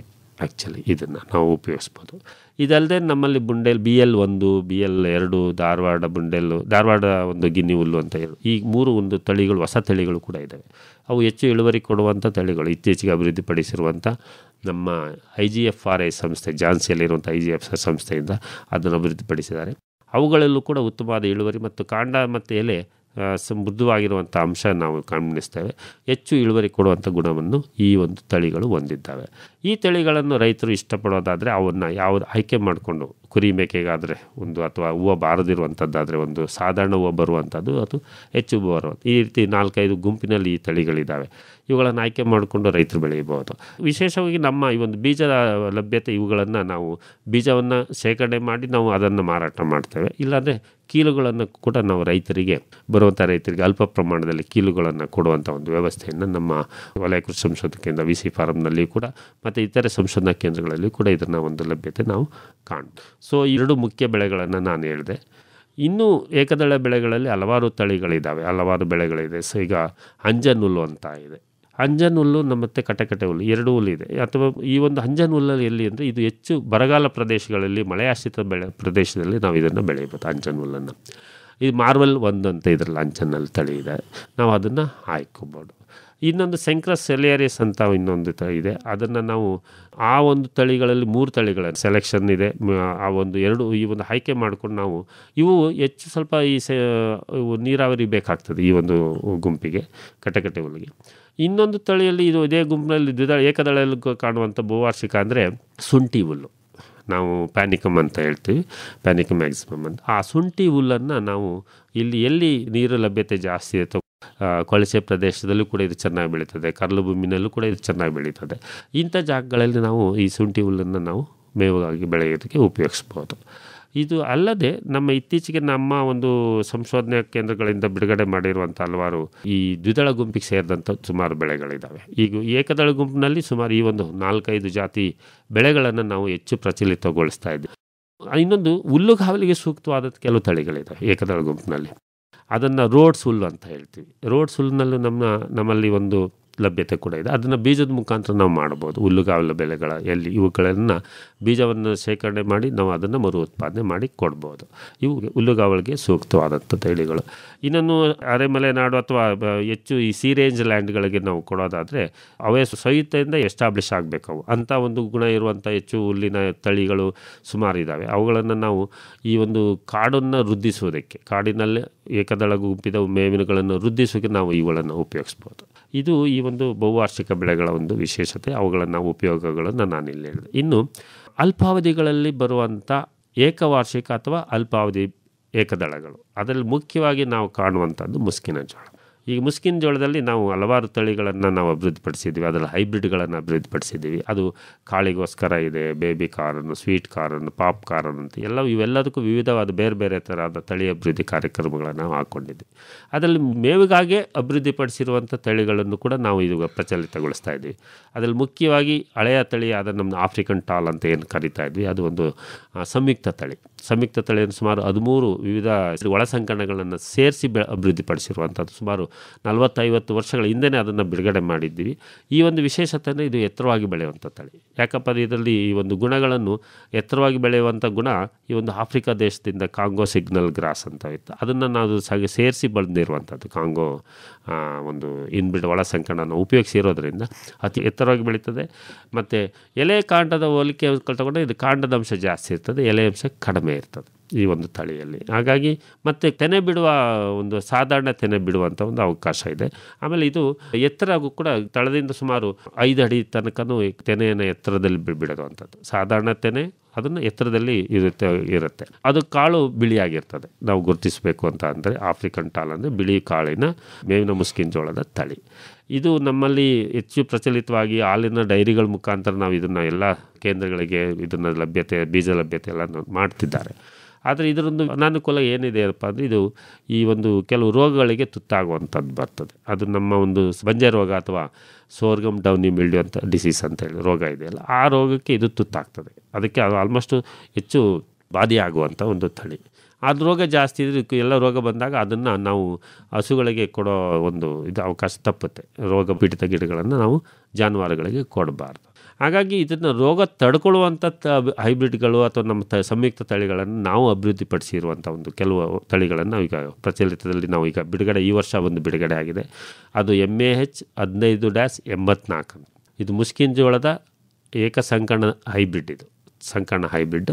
ಇದನ್ನು ನಾವು ಮಾರುಕಟ್ಟೆಯಲ್ಲಿ 3 ಉಪಯೋಗಗಳಿಗೆ ಬಿಡುಗಡೆ ಮಾಡಿದ್ವಿ. ಒಂದು ಕಾಳಿಗಾಗಿಯೂ ಬೆಳೆಯಬಹುದು, ಹಸಿರು ಮೇವಿಗಾಗಿಯೂ ಬೆಳೆಯಬಹುದು. ಯಾಕೆ ಇದು ಹೆಚ್ಚು ಎತ್ತರವಾಗಿ ಬೆಳೀತದೆ, ಅಗಲವಾದ ಎಲೆಗಳನ್ನು ಹೊಂದಿದೆ ಮತ್ತು ಹೆಚ್ಚು ಇಳುವರಿ ಕೊಡುವಂಥ ಒಂದು ಅಂಶ ಇದೆ. ಮತ್ತು ತೆನೆಯೂ ಕೂಡ ಇದು ಗಾತ್ರದಲ್ಲಿ ಉತ್ತಮವಾದ ತೆನೆ ಗಾತ್ರ ಇದ್ದು ಕಿತ್ತಳೆ ಬಣ್ಣದ ಬೀಜವನ್ನು ಇದು ಹೊಂದಿರೋದ್ರಿಂದ ಈ 3 ಗುಣಗಳಿಗೆ ಉತ್ತಮವಾಗಿರೋದ್ರಿಂದ ಇದು ಬಹು ಉಪಯೋಗಿ ತಳಿಯಾಗಿ ಕೂಡ ನಾವು ಇದನ್ನು ಉಪಯೋಗಿಸ್ತಾ ಇದ್ವಿ. ನಮ್ಮ ಭಾಗದಲ್ಲಿ ಸಾಮಾನ್ಯವಾಗಿ ಕಾಳಿಗಿಂತ ಹೆಚ್ಚಾಗಿ ಹಸಿರು ಮೇವಿಗೆ ಜಾಸ್ತಿ ಉಪಯೋಗಿಸ್ತಾರೆ. ಅದರಲ್ಲೂ ಇತ್ತೀಚೆಗೆ ಈ ಸೈಲೇಜ್ ಮಾಡೋದಕ್ಕೂ ಕೂಡ ಇದನ್ನು ಜಾಸ್ತಿ ಬಳಕೆ ಮಾಡ್ಕೊಳ್ತಾ ಇದ್ದಾರೆ. ಇದು MEH 15-84. ಇನ್ನೊಂದು ತಳಿ ಹೈಬ್ರಿಡ್ನನ್ನು ನಮ್ಮಲ್ಲಿ ಬಿಡುಗಡೆ ಮಾಡಿದ್ದು ಮುಸ್ಕಿನ ಜೋಳದಲ್ಲಿ MEH 14-5 ಅಂತ. ಈ ಒಂದು ಹೈಬ್ರಿಡ್ ಹಸಿರು ಸ್ಟೇ ಗ್ರೀನ್ ಕ್ಯಾರೆಕ್ಟರ್ ಅಂತೀವಿ. ಅಂದರೆ ತೆನೆ ಬಲಿತಾಗಲೂ ಹಸಿರಿನ ಕಾಂಡ ಮತ್ತು ಎಲೆಗಳು ಹಸಿರಾಗಿರ್ತದೆ. ಈ ಗುಣ ಒಂದು ಇರೋದರಿಂದ ಇದನ್ನು ಕಟಾವು ಮಾಡಿದಾಗಲೂ ಸುಮಾರು 105-110 ದಿವಸ ಕಟಾವು ಮಾಡಿದ ಸಮಯದಲ್ಲಿ ಹಸಿರು ಮೇವಿನ ಲಭ್ಯತೆಯನ್ನು ನಾವು ಕಾಣ್ಬೋದು ಈ ತಳಿಯಲ್ಲಿ. ಬೇರೆ ತಳಿಗಳಲ್ಲಿ ಬೇರೆ ಹೈಬ್ರಿಡ್ಗಳಲ್ಲಿ ನಾವು ಹೋಲಿಕೆ ಮಾಡಿ ನೋಡಿದಾಗ ಅವುಗಳು ಬಲಿತ ತಕ್ಷಣ ಕಾಂಡ ಎಲೆ ಎಲ್ಲ ಪೂರ್ಣ ಪ್ರಮಾಣದಲ್ಲಿ ಒಣಗುತ್ತೆ. ಆದರೆ ಇದು ತೆನೆ ಬಲಿತಾಗಲು ಕಾಂಡ ಹಸಿರಾಗಿರೋದ್ರಿಂದ ಸುಮಾರು 6-7 ಟನ್ನಷ್ಟು ನಮಗೆ ಒಂದು ಎಕರೆಗೆ ಹಸಿರು ಮೇವಿನ ಲಭ್ಯತೆಯೂ ಸಿಗುತ್ತೆ. ಕಾಳನ್ನು ಕೂಡ ನಾವು ಕಟಾವು ಮಾಡ್ಕೋಬೋದು, ಎರಡೂ ಕೂಡ ಮಾಡ್ಬೋದು. ಇದು ಈ ಒಂದು MEH 14-5 ವಿಶೇಷ. ಇನ್ನೊಂದು ನಾವು ಬಿಡುಗಡೆ ಮಾಡಿದ್ದೀವಿ, ಅದು ಕಾಳಿಗೋಸ್ಕರನೇ ಬಿಡುಗಡೆ ಮಾಡಿದ್ವಿ, MEH 14-138 ಅಂತ. ಅದು ಬೇಗ ಬರುವಂಥ ತಳಿ. ಅದು ಕೂಡ ಈ ಒಂದು ಹಸಿರಾಗಿರುವಂಥ ಗುಣ ಹೊಂದಿರುತ್ತೆ. ಬಲಿತಾಗಲೂ ಹಸಿರಾಗಿಬಿಡೋದು 110-115 ದಿವಸದಲ್ಲೇ ಆಗುತ್ತೆ. ಅಂಥ ಒಂದು ಗುಣ ಇರೋದರಿಂದ ಅದನ್ನು ಕೂಡ ನಾವು ಇದು ಮೇವಿಗಾಗಿ ಅಥವಾ ಕಾಳಿಗಾಗಿ ಉಪಯೋಗಿಸ್ಬೋದು. ಇವು ಮುಸ್ಕಿನ ಜೋಳದಲ್ಲಿ ಲಭ್ಯ ಇರುವಂಥ ತಳಿಗಳು. ನಮ್ಮ ಕಂಪನಿ, ಇದು ನಮ್ಮ ಕಂಪನಿ. ಆತ್ಮೀಯ ಕೇಳುಗರೆ, ರೈತ ಉತ್ಪಾದಕ ಕಂಪನಿಗಳನ್ನ ಉತ್ತಮ ತಾಂತ್ರಿಕತೆಗಳ ಮೂಲಕ ಕಟ್ಟಬೇಕೆ? ಕಂಪನಿಗಳ ಆಡಳಿತ ನಿರ್ವಹಣೆ ಮಾಡುವುದನ್ನು ಕಲಿಯಬೇಕೆ? ಕೃಷಿ ಉತ್ಪನ್ನಗಳ ಮಾರಾಟಕ್ಕೆ ನಿಮ್ಮದೇ ಜಾಲ ರೂಪಿಸಿಕೊಳ್ಳಬೇಕೆ? ಕೃಷಿಕರದೇ ಕಂಪನಿಗಳನ್ನು ಲಾಭದಾಯಕವಾಗಿ ಮುನ್ನಡೆಸುವ ಕಲೆಯನ್ನು ಕರಗತ ಮಾಡಿಕೊಳ್ಳಬೇಕೆ? ಮತ್ತೇಕೆ ತಡ, ಆಲಿಸಿ. ಪ್ರತಿ ಗುರುವಾರ ಸಂಜೆ 6:50 ಕೃಷಿ ರಂಗ ಕಿಸಾನ್ ವಾಣಿಯಲ್ಲಿ ಬಿತ್ತರವಾಗುವ ಬಾನುಲಿ ಸರಣಿ ನಮ್ ಕಂಪನಿ, ನಮ್ ಕಂಪನಿ, ನಮ್ ಕಂಪನಿ. ನಮ್ಮ ಹೊಲ ನಮ್ಮ ಬೆಳೆ ಪೂರ್ಣ ಲಾಭದ ನ್ಯಾಯ, ಸಮಬಾಳು ಸಮಪಾಲು ಎಂಬುದೇ ಕಂಪನಿಯ ಧ್ಯೇಯ. ಈ ಕಾರ್ಯಕ್ರಮ ಸರಣಿ ಮೈಸೂರು ಆಕಾಶವಾಣಿಯ ಯೂಟ್ಯೂಬ್ ಚಾನಲ್ ಲಭ್ಯ. ಕೇಳಿ ನಮ್ ಕಂಪನಿ, ನಮ್ ಕಂಪನಿ, ನಮ್ ಕಂಪನಿ. ಬನ್ನಿರಿ ರೈತರೇ ಒಗ್ಗಟ್ಟಾಗಿ ಕಂಪನಿ ಕಟ್ಟೋಣ, ಕೃಷಿಯು ಕೂಡ ಉದ್ಯಮ ಎಂಬುದ ಸಾಧಿಸಿ ತೋರೋಣ. ಕೇಳಿ ನಮ್ ಕಂಪನಿ. ಕಟ್ಟಿ ನಿಮ್ಮದೇ ಕಂಪನಿ. ರೈತ ಉತ್ಪಾದಕರ ಕಂಪನಿ. ನಂತರ ಹೆಚ್ಚಾಗಿ ಉಪಯೋಗಿಸುವಂಥ ಒಂದು ಬೆಳೆ ಅಂದರೆ ಜೋಳ. ನಮ್ಮ ಜೋಳದಲ್ಲಿ ಸುಮಾರು 3 ಥರದ, ಅದು ಬಹು ಉಪಯೋಗಿ ಜೋಳಗಳನ್ನು ನಾವು ಈಗ ಉಪಯೋಗಿಸ್ತಾ ಇದ್ದೀವಿ. ಅದರಲ್ಲಿ ಸ್ವೀಟ್ ಸೋರ್ಗಮ್ ಅಂತ ಹೇಳ್ತೀವಿ, ಅದನ್ನು ನಾವು ಈಗ ಎಥನಾಲ್ ಮಾಡೋದಕ್ಕೂ ಕೂಡ ಉಪಯೋಗಿಸ್ತಿದ್ದೀವಿ ಜಾಸ್ತಿ. ಮಾಮೂಲಿ ಜೋಳ ಅದನ್ನು ಕಾಳಿಗೋಸ್ಕರ ರೊಟ್ಟಿ ಮಾಡುವಂಥ ಒಂದು ಗುಣ ನಮ್ಮ ಉತ್ತರ ಕರ್ನಾಟಕ ಭಾಗ ಅಥವಾ ಉತ್ತರ ಭಾರತ, ಮಹಾರಾಷ್ಟ್ರ ಇಲ್ಲಿ ಹೆಚ್ಚೆಚ್ಚಾಗಿ ಬೆಳೆದು ಅದನ್ನು ರೊಟ್ಟಿಗಾಗಿ ಉಪಯೋಗಿಸುವಂಥ ಒಂದಿದೆ. ಮೇವಿಗಾಗಿಯೂ ಕೂಡ ಉಪಯೋಗಿಸುವಂಥ ಮೇವಿಗಾಗಿ ಇರುವಂಥ ತಳಿಗಳನ್ನು ನಮ್ಮಲ್ಲಿ ಅಭಿವೃದ್ಧಿಪಡಿಸಿದ್ದೀವಿ. ಇದರಲ್ಲಿ ಮುಖ್ಯವಾಗಿ ನಾನು ಒಂದೊಂದಾಗಿ ಹೇಳೋದಾದರೆ ಫಸ್ಟು ಏಕ ಕಟಾವು ತಳಿಗಳು. ಏಕ ಕಟಾವಿನಲ್ಲಿ ಮೇವಿಗೋಸ್ಕರ ಇರುವಂಥದ್ದು CNFS 1 ಅಂತ. ಚಾಮರಾಜನಗರ ನಮ್ಮ ಜೋಳ ಸಂಶೋಧನಾ ಕೇಂದ್ರದಿಂದ ಕಳೆದ ವರ್ಷ ಇದನ್ನು ಬಿಡುಗಡೆ ಮಾಡಿದ್ದು. ಇದು ಲಭ್ಯತೆ ಇದೆ. ಇದರ ವಿಶೇಷ ಅಂದರೆ ಎತ್ತರವಾಗಿ ಬೆಳೆಯುವಂಥದ್ದು, ಕಾಂಡ ಪ್ರಮಾಣ ಎಲೆ ಪ್ರಮಾಣ ಜಾಸ್ತಿ ಇರ್ತದೆ. ಎತ್ತರವಾಗಿ ಬೆಳೆಯೋದ್ರಿಂದ ಇದು ಇಳುವರಿ ಉತ್ತಮವಾಗಿದೆ ಬೇರೆ ತಳಿಗಳಿಗೆ ಹೋಲಿಕೆ ಮಾಡಿ. ಲೋಕಲ್ ತಳಿಗಳಿಗೆ, ಸ್ಥಳೀಯ ತಳಿಗಳಿಗೆ ಹೋಲಿಕೆ ಮಾಡಿದಾಗ ಇದು ಹೆಚ್ಚು ಮೇವಿನ ಇಳುವರಿ ಕೊಡುವಂಥದ್ದು ಗುಣ ಮತ್ತು ಹೆಚ್ಚು ಒಣ ಪದಾರ್ಥದ ಅಂಶ ಇರುವಂಥ ಗುಣ ಮತ್ತು ಮೃದುವಾದ ಕಾಂಡ ಇರೋದರಿಂದ ಇದು ಮೇವಿಗಾಗಿ ಬಿಡುಗಡೆ ಮಾಡಿರುವಂಥ ಒಂದು ಏಕ ಕಟಾವು ಜೋಳದ ತಳಿ. ಇದರ ಜೊತೆಗೆ ಇತ್ತೀಚೆಗೆ ಜಾಸ್ತಿ ಪ್ರಚಲಿತ ಇರುವಂಥ ಬಹು ಕಟಾವು ಜೋಳ, ಮಲ್ಟಿಕಟ್ ಸ್ವರ್ಗಮ್ ಅಂತ ಏನು ಹೇಳ್ತೀವಿ, ಬಹು ಕಟಾವು ಜೋಳ ಅಂತ. ಅದರಲ್ಲೂ ಕೂಡ ಇದು ಬಹುವಾರ್ಷಿಕ ಒಂದು ಬೆಳೆ ಆಗ್ತದೆ. ಯಾಕೆಂದರೆ ಇದನ್ನು ಒಂದು ಸಾರಿ ನಾವು ಹಾಕಿದ್ರೆ ಸುಮಾರು ಬೀಜದ ಮುಖಾಂತರ ಇದನ್ನು ಬಿತ್ತನೆ ಮಾಡಿ ಹಾಕ್ತಾರೆ. ಸುಮಾರು 5-6 ವರ್ಷಗಳ ತನಕ ಪ್ರತಿ ವರ್ಷವೂ ಸುಮಾರು 45 ದಿವಸಗಳಲ್ಲಿ ಕಟಾವು ಮಾಡಿ ಹೂ ಬಿಟ್ಟ ನಂತರ ಕಟಾವು ಮಾಡಿದ್ರೆ ಸುಮಾರು 7-8 ಕಟಾವು ನಾವು ಪ್ರತಿ ವರ್ಷ, ಮತ್ತು ಅದೇ ರೀತಿ 4-5 ವರ್ಷಗಳು 5-6 ವರ್ಷಗಳು ಉತ್ತಮವಾದ ಒಂದು ಬೇಸಾಯ ಕ್ರಮಗಳಿಂದ ನಾವು ಅದನ್ನು ಮೇಂಟೈನ್ ಮಾಡಿಕೊಂಡು ನಾವು ಕಟಾವು ಮಾಡ್ಕೊಂಡು ಹೋಗ್ತಾ ಇರ್ಬೋದು. ಇದರಲ್ಲಿ ಒಂದು ವಿಶೇಷತೆ ಅಂದರೆ ಪ್ರತಿ ಬಾರಿ ನಾವು ಬೀಜ ಹಾಕುವಂಥ ಒಂದು ಪ್ರಮೇಯ ಬರೋದಿಲ್ಲ ಇದರಲ್ಲಿ. ಆ ದೃಷ್ಟಿಯಿಂದ ಹೆಚ್ಚಿನ ರೈತರು ಈಗ ಇದರಲ್ಲಿ 2 ತಳಿಗಳು ಪ್ರಮುಖವಾದ ತಳಿಗಳನ್ನು ಬಿಡುಗಡೆ ಮಾಡಿದ್ದೀವಿ. COFS 29 ಮತ್ತು COFS 31 ಅಂತ. ಈ 2 ತಳಿಗಳು ನಮ್ಮ ಬೀಜದ ಮುಖಾಂತರ ನಾವು ಅದನ್ನು ಮರು ಉತ್ಪಾದನೆ ಮಾಡ್ತೀವಿ. ಈ ಬೀಜದ ಲಭ್ಯತೆ ಕೂಡ ಎಲ್ಲ ಕೇಂದ್ರಗಳಲ್ಲಿ ನಮ್ಮಲ್ಲಿ ಸಿಗ್ತಾ ಇದೆ. ಅದರ ಬೀಜ ಪ್ರಮಾಣ ನಾವು ಮಾಡಬೇಕು ಅಂದರೆ ಸುಮಾರು 4 kg ಬೀಜ ಸಾಕಾಗುತ್ತೆ ಒಂದು ಎಕರೆಗೆ, ಅಥವಾ ಒಂದು 10 ಗುಂಟೆಯಲ್ಲಿ ಬೆಳೀತಾರೆ ಒಬ್ಬ ರೈತರು ಅಂದರೆ ಅವ್ರಿಗೆ 1 kg ಬೀಜನ ನಾವು ಉಪಯೋಗಿಸೋದು. ಬೀಜ ಸಣ್ಣವಾಗಿರೋದ್ರಿಂದ ಅದರ ಒಂದು ಗಾತ್ರ ಸಣ್ಣ ಇದರಿಂದ ಬಿತ್ತುವಾಗ ನಾವು ಒಂದು ಮುನ್ನೆಚ್ಚರಿಕೆ ಕ್ರಮ ವಹಿಸ್ಕೋಬೇಕು. ಮರಳಲ್ಲಿ ಮಿಶ್ರಣ ಮಾಡಿ ಬಿತ್ತೋದ್ರಿಂದ ತೆಳುವಾಗಿ ಕ್ಲೀನಾಗಿ ಸಾಲಿನಲ್ಲಿ 1.5 ಅಡಿ ಸಾಲಿನಲ್ಲಿ ನಾವು ಬಿತ್ತನೆ ಮಾಡಿ ಅದನ್ನು ಬೆಳೆಸಿದಾಗ ಅದು ಹೆಚ್ಚು ಕೀಲುಗಳು ಬರ್ತದೆ. ಮೊದಲ ಕಟಾವಿನ ನಂತರ 2 ಮತ್ತು 3 ಕಟಾವಿನ ನಂತರ ಹೆಚ್ಚು ಕೀಲುಗಳು ಬಂದು ಅದು ಬುಡ ದಪ್ಪ ಆಗ್ತದೆ. ಆವಾಗ ಹೆಚ್ಚು ಇಳುವರಿ ಕೊಡೋಕ್ಕೆ ಸ್ಟಾರ್ಟ್ ಆಗುತ್ತೆ. ಮೊದಲ ಹಂತದಲ್ಲಿ ಸ್ವಲ್ಪ ಕಡಿಮೆ ಇಳುವರಿ ಬರ್ತದೆ, ಆ ನಂತರದ ಕಟಾವಿನಲ್ಲಿ ಜಾಸ್ತಿ ಇಳುವರಿ ಕೊಡ್ತದೆ. ಹಸಿರು ಲಭ್ಯತೆ ಇದ್ದರೆ ಇದನ್ನು ಬೀಜಕ್ಕೂ ಕೂಡ ನೀವು ಬಿಡ್ಬೋದು. ಅದನ್ನು ನಿಮಗೆ ಹಸಿರು ಮೇವಿನ ಕೊರತೆ ಇಲ್ಲ ಅಂತಂಥ ಸಂದರ್ಭದಲ್ಲಿ ಅದೇ ಬೆಳೆಯನ್ನು ಬೀಜಕ್ಕಾಗಿ ಬಿಟ್ಟು ಬೀಜವನ್ನು ಕಟಾವು ಮಾಡಿ, ಇವತ್ತು ಬೀಜಕ್ಕೂ ಕೂಡ ಉತ್ತಮವಾದ ಧಾರಣೆ ಇದೆ, ರೇಟ್ ಇದೆ. ಮಾರುಕಟ್ಟೆಯಲ್ಲಿ ಸುಮಾರು 350ರಿಂದ 450, 500 ರೂಪಾಯಿ ಒಂದು ಕೆಜಿಗೆ ಬೀಜದ ಒಂದು ಬೆಲೆ ಇದೆ ಅದಕ್ಕೆ. ಆಗ ರೈತರು ಅದನ್ನು ಆ ರೀತಿ ಎಲ್ಲಿ ಹಸಿರು ಮೇವಿನ ಲಭ್ಯತೆ ಜಾಸ್ತಿ ಆದಾಗ ಕಾಳಿಗಾಗಿ ಅದನ್ನು ಬೀಜಕ್ಕಾಗಿ ಬೆಳ್ಕೊಳ್ಬೋದು. ಇದು ಇನ್ನೊಂದು ವಿಶೇಷ ಅಂದರೆ ಇದು ಕಡ್ಡಿ ತುಂಬ ಸಣ್ಣ ಇರೋದರಿಂದ ಇವನ್ನು ಕುರಿ ಮೇಕೆಗಳಿಗೂ ಇದನ್ನು ನಾವು ಕೊಡ್ಬೋದು.